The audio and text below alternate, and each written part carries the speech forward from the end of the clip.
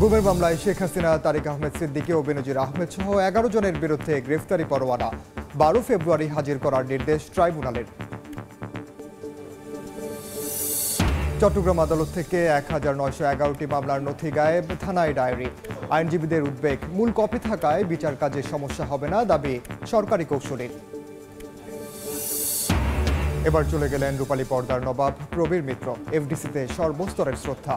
দুদফা জানাজা শেষে চিরনিদ্রায় শায়িত হবেন আজিমপুরে।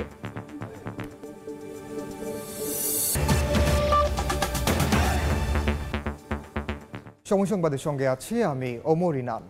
মামলায় সাবেক প্রধানমন্ত্রী শেখ হাসিনা সহ ১১ জনের বিরুদ্ধে গ্রেফতারি পরোয়ানা জারি করেছেন আন্তর্জাতিক অপরাধ ট্রাইব্যুনাল। ১২ ফেব্রুয়ারি হাজির করার নির্দেশ দিয়েছেন আদালত।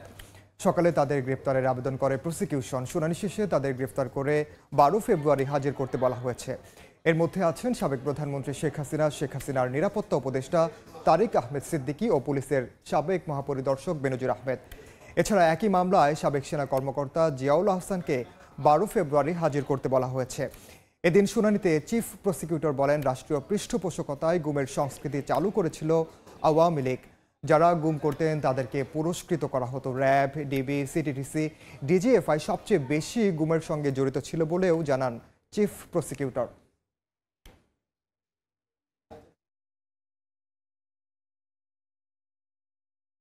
গুমের সংস্কৃতি নামক এক ভয়াবহ সংস্কৃতির মাধ্যমে বছরের পর বছর অসংখ্য মানুষকে গোপন কারাগারে আটক রেখে নির্যাতন, হত্যা এবং তাদেরকে সমস্ত স্বাধীনতা বঞ্চিত করার যে অপরাধ, এই অপরাধটা সংগঠিত হয়েছিল তদানীন্তন প্রধানমন্ত্রী শেখ হাসিনার প্রত্যক্ষ নির্দেশে, পরিকল্পনায়। একটি মামলায় তাদেরকে আমরা গ্রেপ্তার দেখানোর জন্য আবেদন জানিয়েছিলাম। এর মধ্যে সাবেক প্রধানমন্ত্রী শেখ হাসিনা, তার তদানীন্তন নিরাপত্তা উপদেষ্টা তারিক সিদ্দিকী, তদানীন্তন আইজিপি বেনজির আহমেদ সহ বিভিন্ন সংস্থার মোট ১২ জনের বিরুদ্ধে আজকে আমরা গ্রেপ্তারি পরোয়ানা জারির জন্য আবেদন জানিয়েছিলাম। আদালত সেই গ্রেপ্তারি পরোয়ানা জারি করেছেন।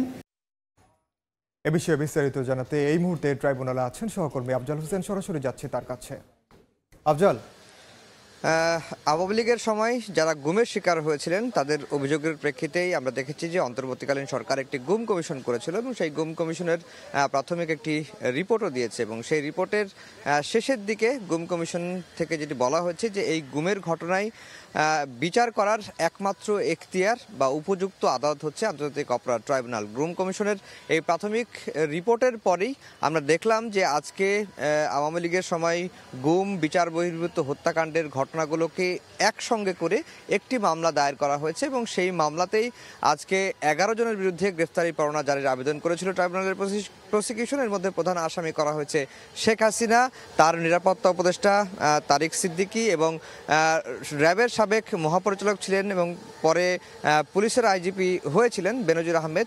এই মোটামুটি ১১ জনের বিরুদ্ধে গ্রেফতারি পরোয়ানা জারির আবেদন করলে আদালত তাদের আবেদন মঞ্জুর করেন এবং এই মামলায় আরেকজন আসামি করা হয়েছে সাবেক সেনা কর্মকর্তা জিয়াউল আহসান। তিনি যেহেতু অন্য আরেকটি মামলায় গ্রেফতার রয়েছেন সেই কারণে তাকে এই মামলায় অন্তর্ভুক্ত করা হয়েছে এবং তাকে হাজির করতে বলা হয়েছে যে ১২ই ফেব্রুয়ারির মধ্যে। এবং এই ১১ জন যাদের বিরুদ্ধে গ্রেফতারি পরোয়ানা জারি করা হয়েছে তাদের তদন্তের আসলে কি অগ্রগতি বা তাদের গ্রেফতারের কি অগ্রগতি সেটি ১২ই ফেব্রুয়ারির মধ্যে জানাতে বলা হয়েছে। ট্রাইব্যুনালে চিফ প্রসিকিউটর যেটি বলেছেন যে আওয়ামী লীগ যে ১৫-১৬ বছর ক্ষমতায় ছিল তারা গুমকে বিরোধী মত দমনের একটি হাতিয়ার হিসেবে ব্যবহার করেছিল এবং যারা গুম করতেন, যে সমস্ত পুলিশ কর্মকর্তা, ডিবি কর্মকর্তা, সিটিটিসি কর্মকর্তা এবং ডিজিএফআই কর্মকর্তা যারা গুম করতেন তাদেরকে রাষ্ট্রীয়ভাবে পুরস্কৃত করা হতো, বিভিন্ন প্রণোদনা দেওয়া হতো, বিদেশে মিশনে পাঠানো হতো। এরকম তথ্যও কিন্তু ট্রাইব্যুনালের চিফ প্রসিকিউটর বলেছেন। ট্রাইব্যুনাল একটি জিনিস জানতে চেয়েছেন যে প্রধান আসামি শেখ হাসিনাকে তাকে কিভাবে এই গুমের মামলায় সম্পৃক্ত তারা করতে চাচ্ছেন বা কিভাবে তিনি সম্পৃক্ত হচ্ছেন। তখন প্রসিকিউটররা যেটি বলেছেন যে শেখ হাসিনার নির্দেশেই সকল কিছু হয়েছে। শেখ হাসিনা বলতেন যে কাকে গুম করতে হবে, কাকে হত্যা করতে হবে। তিনি যে সুপিরিয়র কমান্ড রেসপন্সিবিলিটি হোল্ড করেন, তিনি চাইলে গুমের ঘটনাগুলো বন্ধ করতে পারতেন, তিনি সেটি না করে তিনি আরও উৎসাহিত করতেন, তিনি আরও প্ররোচনা করতেন এবং তিনি আরও ষড়যন্ত্র করতেন। সেই কারণেই শেখ হাসিনাকে মূল মাস্টার মাইন্ড বা প্রধান আসামি হিসেবে অন্তর্ভুক্ত করেই এই গুমের ঘটনায় এই মামলাটি করা হচ্ছে। যারা গুমের শিকার পরিবার তারাও এসেছিলেন ট্রাইব্যুনালে এবং তারা আজকের এই আদালতের পদক্ষেপ এবং প্রসিকিউশনের পদক্ষেপে সন্তোষ প্রকাশ করেছেন। তো এই ছিল আন্তর্জাতিক অপরাধ ট্রাইব্যুনাল থেকে আমার কাছে সবশেষ খবর। ছিলাম আন্তর্জাতিক অপরাধ ট্রাইব্যুনালে। সরকার পতনের পর জুলাই হত্যাসহ রাজনৈতিক বিভিন্ন ঘটনায় ঢাকায় হওয়া কোনো মামলারই তদন্ত প্রতিবেদন দিতে পারেনি পুলিশ। আদালতে নিয়মিত হাজিরা চললেও নেই দৃশ্যমান অগ্রগতি। এমনকি রিমান্ডের তথ্যও কেস ডায়েরিতে সুস্পষ্টভাবে উল্লেখ করা হচ্ছে না বলছেন আইনজীবীরা। তবে রাষ্ট্রপক্ষের দাবি স্বাভাবিকভাবেই চলছে মামলার কার্যক্রম। আর অভ্যুত্থানকারীরা বলছেন মামলা বাণিজ্য ও বিচারহীনতার সংস্কৃতির পুনরাবৃত্তি দেখতে চান না তারা। আমার নবীর রিপোর্ট। বাস্তবতায় এসব মামলার ভবিষ্যৎ নিয়ে প্রশ্ন তুলেছেন আইনজীবীরা। আমাদের জানা মতে একটা আসামিও 164 ধারা জবানবন্দিতে তা এই ঘটনা স্বীকার করে জবানবন্দি দিয়েছে এরকম তথ্য আমাদের কাছে নাই। আবার এই যে রিমান্ড চলছে, গ্রেপ্তার চলছে, দেখানো চলছে, এগুলো জাস্ট একটা রুটিন কাজ। বাদীপক্ষ যদি সেই প্রমাণ সঠিকভাবে করতে না পারে তাহলে বাংলাদেশের এই যে শহীদদের হত্যার বিচার হবে বলে আমি মনে করি না। তদন্তকারী কর্মকর্তা যে রিপোর্টটা আসে সেই রিপোর্টে বলে যে গুরুত্বপূর্ণ তথ্য পাওয়া গেছে। কি তথ্য পাওয়া গেছে এই ধরনের কোনো ব্যাখ্যা উনার এই রিপোর্টের মধ্যে কোথাও নাই। তবে মামলা প্রক্রিয়া স্বাভাবিকভাবে চলছে বলে মনে করেন রাষ্ট্রপক্ষ। বিচারে কোনো উদারতা দেখানো হচ্ছে না বলেও জানান পাবলিক প্রসিকিউটর। সরকারি উদারনীতি একটা জায়গায় আছে, যেটা হলো এই মামলাগুলোতে যারা নিরপরাধ তাদেরকে অ্যারেস্ট করা হবে না, কিন্তু আবার অপরাধী ঘুরে বেড়াচ্ছে তাদেরকে আইন আয়ত্তে আনা হচ্ছে আবার মামলার মাধ্যমে। রিমান্ডের যে তথ্যগুলো পাওয়া যাচ্ছে এটা কিন্তু তদন্তকারী কর্মকর্তা সে নিজে সবকিছু এখন ডিসক্লোজ করবে না। টোটাল ক্ষমতা হলো ইনভেস্টিগেশন অফিসারের। সেখানে আদালতের এখানে তাকে কোনো নির্দেশনা দেওয়ার কোনো ক্ষমতা নাই। যখন পুলিশ রিপোর্ট আসবে তখনই শুরু হবে আদালতের হাতে ক্ষমতা চলে আসবে। গণ অভ্যুত্থানে নেতৃত্ব দেওয়া ছাত্রনেতারা বলছেন অভিযোগ গঠনে কালক্ষেপণ, মামলা বাণিজ্য কিংবা বিচারহীনতার সংস্কৃতির পুনরাবৃত্তি দেখতে চান না তারা। 4-5 মাস পেরিয়ে যাওয়ার পরেও আমরা এখনো পর্যন্ত কোনো মামলার অগ্রগতি দেখতে পাইনি। এখনো পর্যন্ত কোনো মামলার চার্জশিট, একটা মামলারও চার্জশিট দেওয়া হয়নি। সেটা অত্যন্ত দুঃখজনক যে আমরা সুবিচার নিশ্চিতের জন্য যে লড়াই সংগ্রাম করছি সেখানে শুধুমাত্র মামলা হওয়ার জন্য মামলা হওয়া আর একটি সুবিচার নিশ্চিত হওয়ার জন্য মামলা হওয়া দুইটির মধ্যে পার্থক্য রয়েছে। আমরা আমাদের জায়গা থেকে আহ্বান থাকবে যেই মামলার কোনো মেরিট নাই সেই মামলা যেন দায়ের করা না হয়। অন্যদিকে যে মামলাগুলো হচ্ছে মেরিট বেসড যেই ধরনের মামলাগুলো রয়েছে সেই মামলাগুলোর আমরা দ্রুততম সময়ে সেগুলোর হচ্ছে আমরা সুবিচার নিশ্চিত দেখতে চাই। ন্যায় বিচার প্রতিষ্ঠায় অন্তর্বর্তীকালীন সরকার সহ সংশ্লিষ্ট সকলের যথাযথ উদ্যোগ নেওয়ার আহ্বান এই ছাত্র নেতার। সাধারণ মানুষের ম্যান্ডেট নিয়ে গণ অভ্যুত্থান হয়েছে। আমার নবী, সময় সংবাদ, ঢাকা। চট্টগ্রামে আদালত থেকে গায়েব হয়ে গেছে 1911টি মামলার নথি। হত্যা ও বিস্ফোরকের এসব নথি গায়েব হলেও বিচারিক কাজে কোনো সমস্যা হবে না দাবি করেছেন পাবলিক প্রসিকিউটর। আইনজীবী নেতারা বলছেন এটি ভবিষ্যতের জন্য অশনি সংকেত। নথি গায়েবের ঘটনায় কোতোয়ালি থানায় সাধারণ ডায়েরি করা হয়েছে। নুরজামাল আতিকের ক্যামেরায় শফিকুল আলমের রিপোর্ট। চট্টগ্রাম মহানগর পিপির কার্যালয়ের সামনে ছিল বস্তা ভর্তি 1911টি মামলার নথি, যা গায়েব হয়ে যায় আদালতের শীতকালীন অবকাশকালীন ছুটি 13 ডিসেম্বর থেকে 31 ডিসেম্বরের মধ্যে। হারিয়ে যাওয়া নথির মধ্যে রয়েছে হত্যা, মাদক, চোরাচালান, বিস্ফোরক সহ বিভিন্ন মামলার নথি।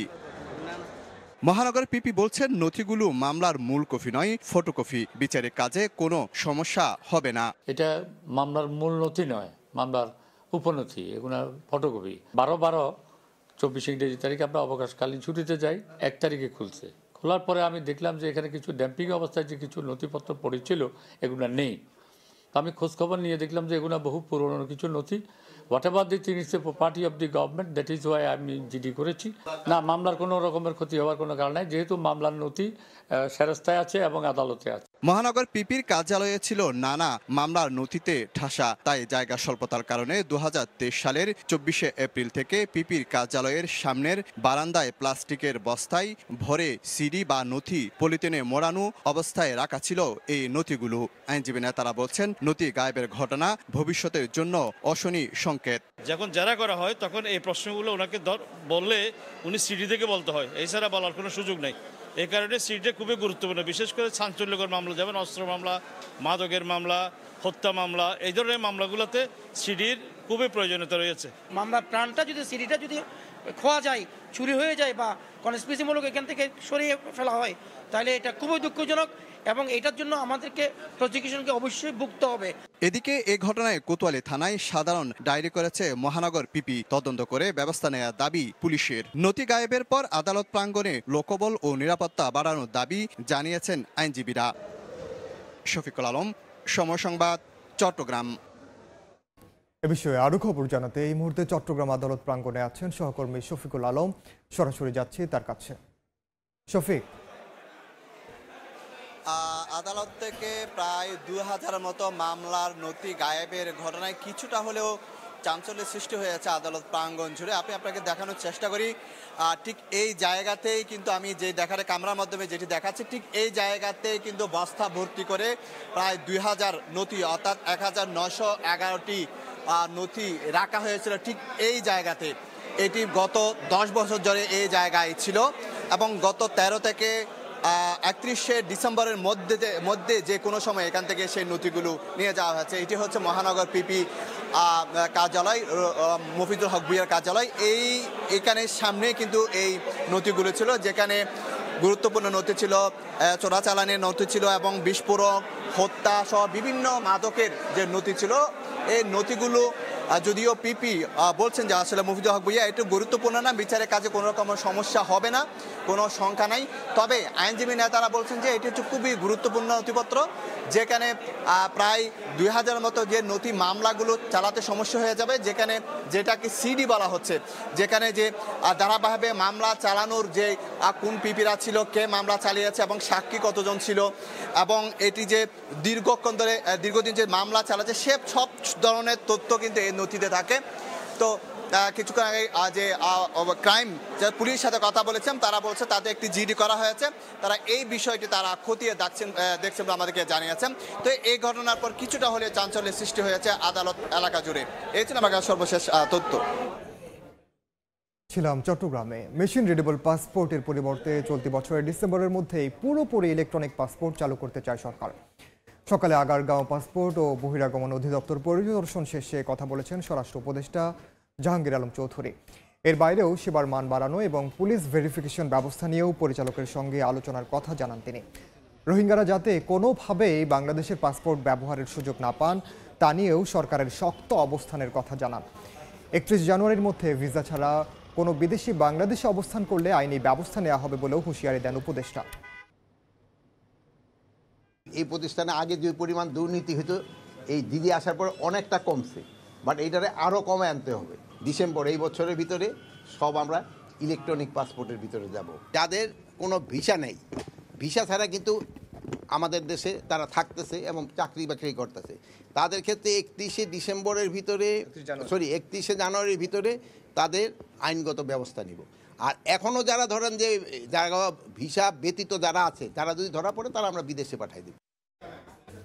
বাংলা চলচ্চিত্রের খ্যাতিমান অভিনেতা প্রবীর মিত্র মারা গেছেন। রোববার রাতে রাজধানীর স্কয়ার হাসপাতালে চিকিৎসাধীন অবস্থায় তার মৃত্যু হয়। স্বজনরা জানান, দীর্ঘদিন ধরে আর্থ্রাইটিস সহ বেশ কিছু শারীরিক জটিলতায় ভুগছিলেন প্রবীর মিত্র। গত 22 ডিসেম্বর থেকে হাসপাতালে ভর্তি ছিলেন খ্যাতিমান এই অভিনেতা। এফডিসি ও চ্যানেল আইতে শ্রদ্ধা নিবেদন ও জানাজা শেষে আজিমপুর কবরস্থানে দাফনের কথা রয়েছে। তিতাস একটি নদীর নাম, জীবন তৃষ্ণা, জালিয়াত, ফরিয়াদ, রক্ত শপথ সহ 4 শতাধিক সিনেমায় অভিনয় করেছেন তিনি।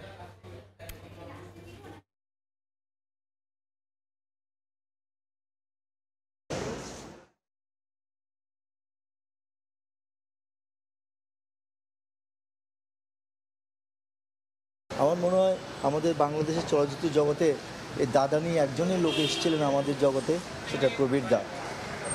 আমাদের অভিভাবক বলতে বুঝতাম, আমাদের অভিনয়ের অভিভাবক বলতাম, একমাত্র দাদাই আমাদেরকে একেবারে আমাদের সামনে থেকে আমাদের শিক্ষা দিত, আমরা সেই শিক্ষা গ্রহণ করতাম। এই মুহূর্তে এফডিসিতে আছেন সহকর্মী মহিবুল হাসান, সরাসরি যাচ্ছি তার কাছে। মহিব, নবাব প্রবীর মিত্র তিনি গতকাল মৃত্যুবরণ করেছেন। তার মৃত্যুতে শোকের ছায়া নেমে এসেছে চলচ্চিত্র অঙ্গনে।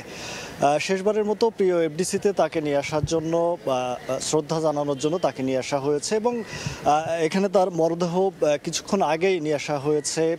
শিল্পী সর্বস্তরের যারা আছেন তাকে শ্রদ্ধা জানাবেন, সেই সঙ্গে দুপুর 1:30টায় তার এখানে জানাজা সম্পন্ন হবে। এরপরে নেওয়া হবে একটি বেসরকারি টেলিভিশনে, সেখানে যা দ্বিতীয় জানাজা নামাজের শেষে তাকে নেওয়া হবে আজিমপুরে এবং আজিমপুরে তাকে চিরনিদ্রায় সমাহিত করা হবে। এর আগে একটু বলে নেই, 1971 সালে এইচ আকবর পরিচালিত জল ছবি সিনেমার মাধ্যমে বাংলা চলচ্চিত্রে যাত্রা শুরু করেন। মাত্র চাঁদপুরে জন্মগ্রহণ করা এই অভিনেতা দীর্ঘদিন অভিনয়ের সঙ্গে জড়িত ছিলেন। প্রায় 4 দশকের বেশি সময় ধরে অভিনয় জীবনের সঙ্গে জড়িত ছিলেন। তিনি অসংখ্য সিনেমায় অভিনয় করেছেন। এ পর্যন্ত প্রায় 4 শতাধিক সিনেমায় তিনি অভিনয় করেছেন।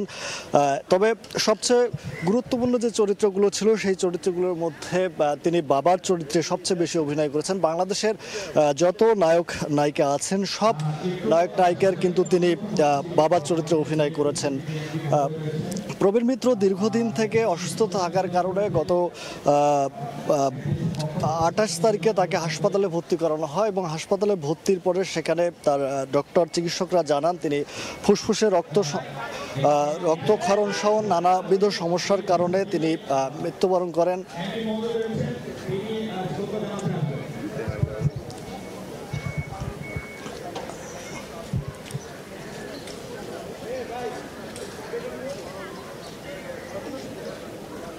বাংলা চলচ্চিত্রের গুণী এই অভিনেতা চলে যাওয়া অনেকেই বলছেন অপূরণীয় ক্ষতি হয়ে গেল বাংলা চলচ্চিত্রের। যেটি আমরা শুনছিলাম, তার ছেলে এখানে এসেছেন, তিনি জানাচ্ছিলেন তার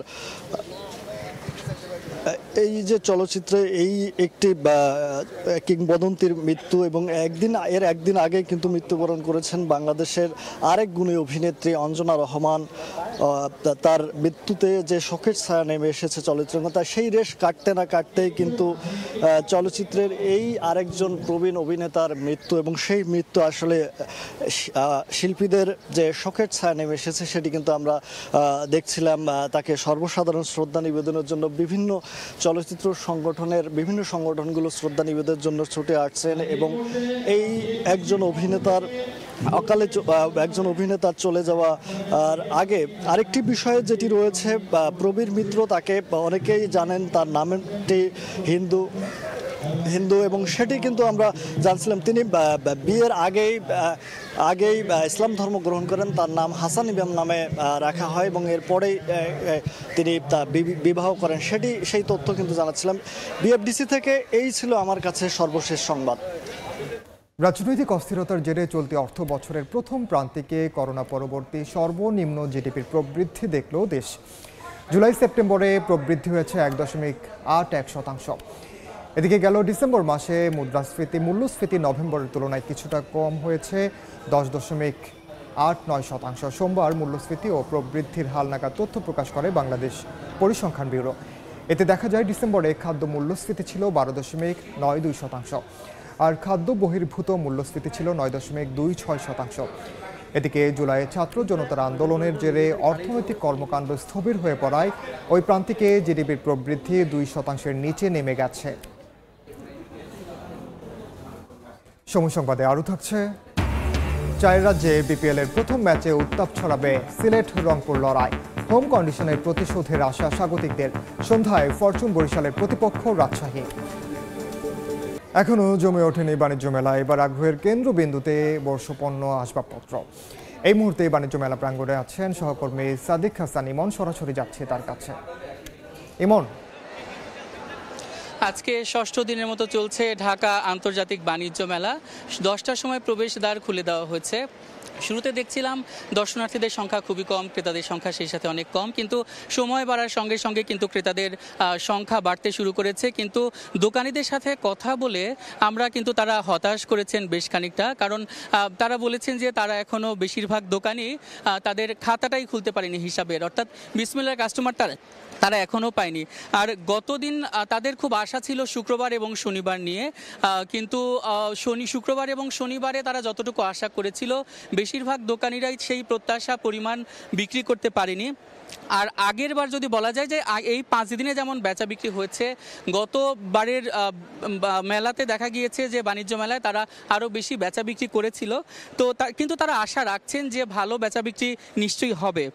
আর এখানে তারা বলছেন যে এবার আসলে ক্রেতার সংখ্যাটা কম সেটাই কিন্তু নয়, এবার কিন্তু দর্শনার্থীর সংখ্যাটা আসলে কম, তার ফলে দেখা যাচ্ছে যে তাদের বিক্রিও কম হচ্ছে। তারা বলছেন যে শুরু থেকে আসলে এবার শীত ছিল, শীতের প্রকোপ ছিল, সেজন্য জনসমাগম কম হয়েছে। তাছাড়া তারা বলছেন যে মুদ্রাস্ফীতিটাকেও তারা দেখছেন যে মুদ্রাস্ফীতি মানুষের এখন বেশি, মানুষের জীবন ভোগান্তিতে রয়েছে, তাদের প্রয়োজনীয় যে নিত্যদিনকার পণ্য কিনতেই তারা হিমশিম খাচ্ছে। সেখানে শৌখিন অবস্থার সেখানে শখ পূরণ করতে বাণিজ্য মেলায় তারা খুব একটা আসছে না। কিন্তু এখানে দেখা যাচ্ছে যে মেলার যে বিক্রেতারা রয়েছে সেই বিক্রেতারা কিন্তু তারা বিভিন্ন আকর্ষণীয় ছাড় দিচ্ছে, যে ছাড়ের ফলে তারা কিন্তু তারপরেও কিন্তু তারা ক্রেতাদের আকৃষ্ট করতে পারছে না।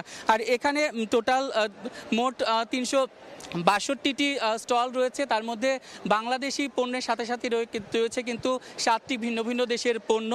আর তারা বলছেন যে আস্তে আস্তে ক্রেতা বাড়বে এবং সন্ধ্যার দিকে তাদের বেচাবিক্রি আরও বেশি হবে। আন্তর্জাতিক বাণিজ্য মেলা থেকে এই ছিল আমার কাছে সর্বশেষ। বরিশাল বিভাগের উপজেলা পর্যায়ের স্বাস্থ্যসেবা কেন্দ্রগুলোতে মিলছে না কাঙ্ক্ষিত সেবা। চিকিৎসক সহ জনবল সংকট, যন্ত্রপাতি বিকল থাকা, অনুন্নত অবকাঠামো এবং অব্যবস্থাপনার অভিযোগ বাসিন্দাদের। সমস্যা সমাধানে চিঠি চালাচালির গদ বাধা উত্তর স্বাস্থ্য কর্মকর্তাদের। এই সুযোগে বেসরকারি ক্লিনিক, হাসপাতালে চলছে রমরমা বাণিজ্য। অপূর্বপুর রিপোর্ট। বরিশালের গৌরনদী উপজেলা স্বাস্থ্য কমপ্লেক্সের শিশু ওয়ার্ডের পলেস্তারা খসে পড়ার উপক্রম। আধুনিক এক্স রে মেশিন থাকলেও জনবল সংকটে বন্ধ থাকে সপ্তাহের 5 দিন। অচল অক্সিজেন মেশিন, আল্ট্রাসোনোগ্রাম মেশিন নষ্ট 1 বছর ধরে। একই অবস্থা উজিরপুর উপজেলা স্বাস্থ্য কমপ্লেক্সের। অপারেশন থিয়েটারের অনেক যন্ত্রই বর্তমানে অকেজো। এতে কাঙ্ক্ষিত সেবা না পাওয়ার ক্ষোভ এলাকাবাসীর। অস্বাস্থ্যকর পরিবেশে হয় রান্নাবান্না। প্লাস্টারগুলো খুললে পড়ে যায়, বাচ্চাদের থাকলে বাচ্চাদের গায়ে পড়তে পারে, বাবুদের গায়ে পড়ে তাহলে তো সমস্যা হবেই। এক্স-রে মেশিনটার আধুনিকায়ন দরকার। জেনারেল অ্যানেস্থেসিয়া মেশিনটা আছে সেটা অত্যন্ত পুরনো। এটা একটা আল্ট্রাসোনোগ্রাম মেশিনটা দীর্ঘ 1 বছর নষ্ট থাকার কারণে আমরা কয়েকবার চিঠি করেছি স্বাস্থ্য অধিদপ্তরে। বরগুনার পাথরঘাটা উপজেলা স্বাস্থ্য কমপ্লেক্সে অকেজো অপারেশন থিয়েটার। ভবনের ভেতরে যত্রতত্র আবর্জনা। 1 যুগেরও বেশি সময় ধরে বন্ধ এক্স-রে মেশিন। বেহাল দশা বেতাগী উপজেলা স্বাস্থ্য কমপ্লেক্সেরও। রয়েছে জনবল সংকট। যন্ত্রপাতি বিকল থাকার অজুহাতে সব ধরনের পরীক্ষা বন্ধ ঝালকাঠির 3টি উপজেলা স্বাস্থ্য কমপ্লেক্সে। ডেঙ্গু টেস্ট নাই, সিবিসি বাহির দিয়ে করান। ওষুধ মাঝে মাঝে অল্প কিছু পাই, আবার থাকতে বললেও দেয় না, কয় নাই। যেহেতু আমাদের রেডিওলজিস্ট নেই, টেকনোলজিস্ট নেই, সেজন্য আমাদের এক্সরেটা বন্ধ আছে।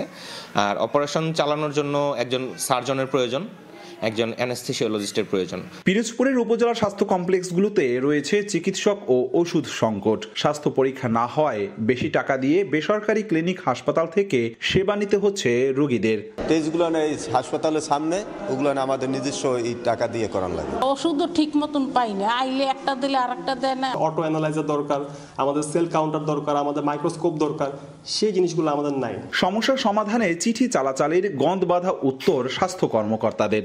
যারা আমাদের এই যন্ত্রাংশগুলো দেখে সেটা ব্যবহার উপযোগী এবং মেরামত করা যায় কিনা সেগুলো দেখে আমরা প্রয়োজনে সেই ব্যবস্থাগুলো করব। স্বাস্থ্য বিভাগের তথ্য মতে বরিশাল বিভাগের 6 জেলায় 41টি স্বাস্থ্য কমপ্লেক্স রয়েছে। চিকিৎসক পদায়ন আছেন অর্ধেকেরও কম। অপূর্ব অপু, সময় সংবাদ, বরিশাল। দেখছেন সময় সংবাদ।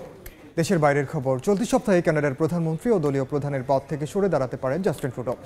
সোমবার 3টি সূত্রের বরাত দিয়ে এমন খবর প্রকাশ করেছে দেশটির সংবাদ মাধ্যম দ্য গ্লোবাল অ্যান্ড মেইল। প্রতিবেদনে বলা হয়, বুধবার ক্ষমতাসীন লিবারেল পার্টির জাতীয় সম্মেলনের আগেই আনুষ্ঠানিক ঘোষণা দিতে পারেন তিনি।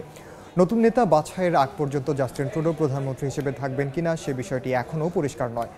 জাস্টিন ট্রুডোর পদত্যাগের বিষয়ে প্রধানমন্ত্রীর কার্যালয়ের সঙ্গে যোগাযোগ করা হলেও এ বিষয়ে কোনো মন্তব্য করতে রাজি হয়নি।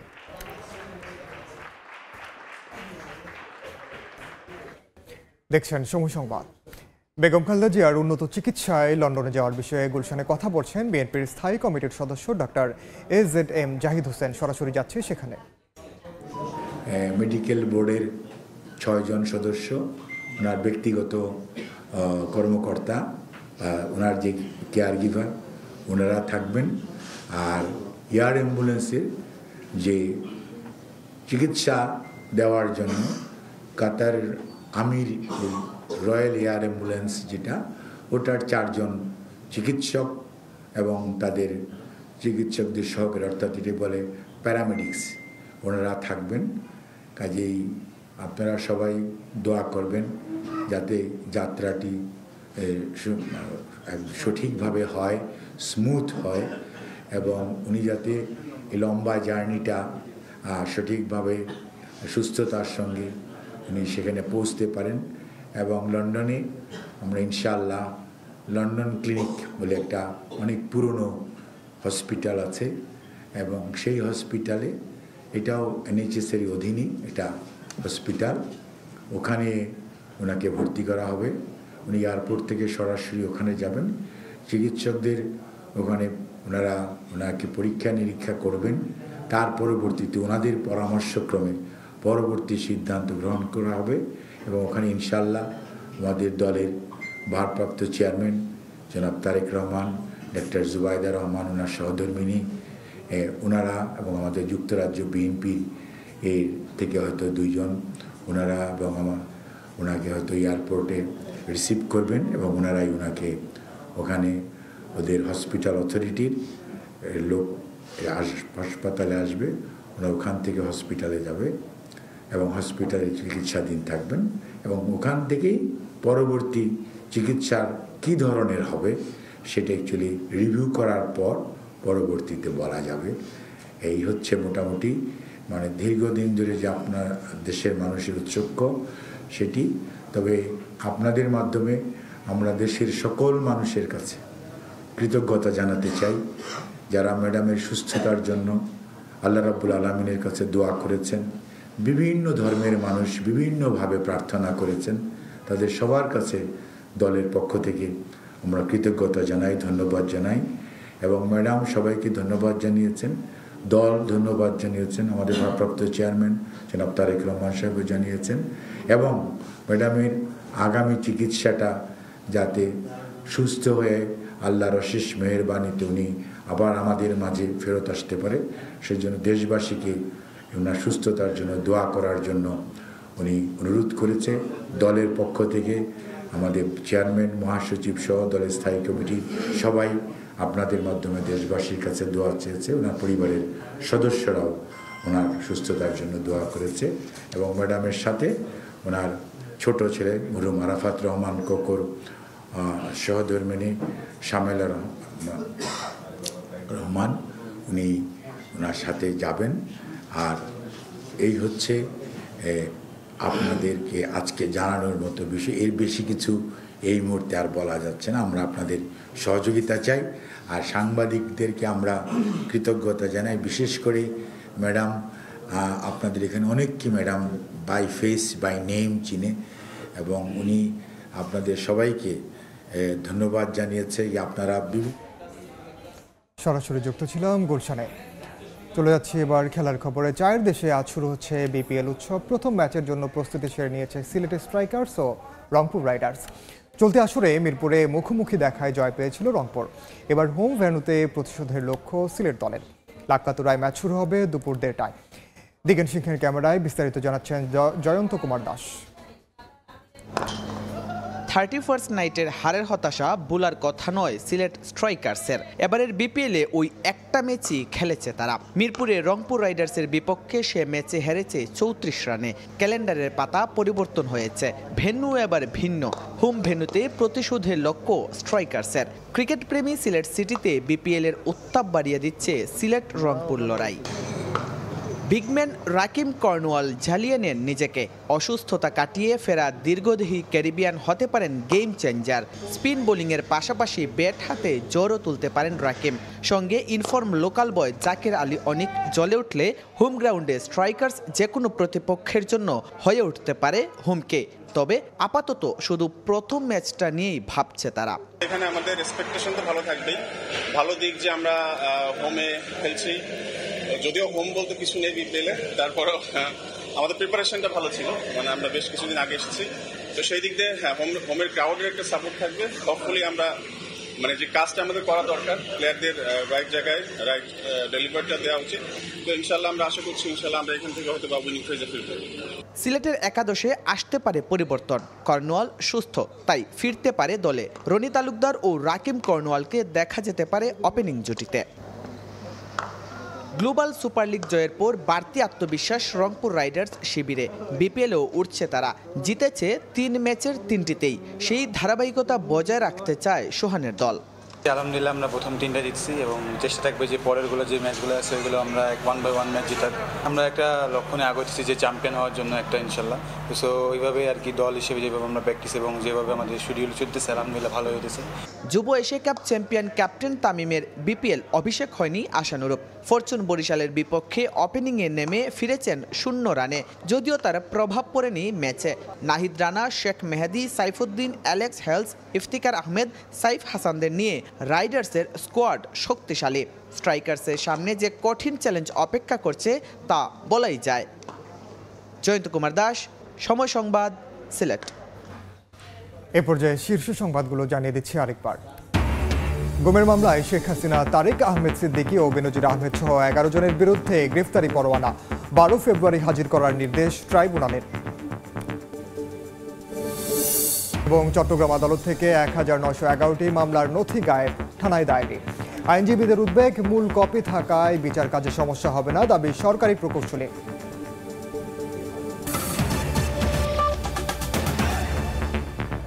এই ছিল সময় সংবাদের, সঙ্গে থাকুন সময়।